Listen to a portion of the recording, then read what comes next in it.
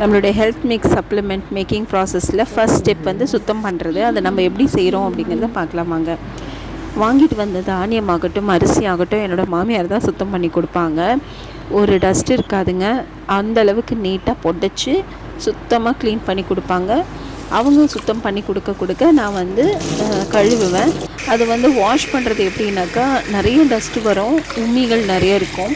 So இது வந்து நமக்கு தண்ணி வந்து பார்த்திங்கன்னா கீழே இருக்கக்கூடிய தானியங்கள் வந்து நமக்கு நல்லா கிளியராக தெரிகிற அளவுக்கு நம்ம வந்து வாஷ் பண்ணணும்.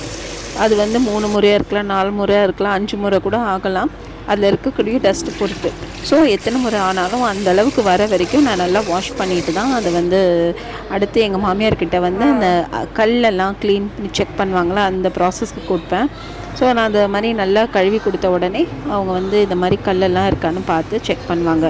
இதுதான் நம்மளுடைய க்ளீனிங் ப்ராசஸ்.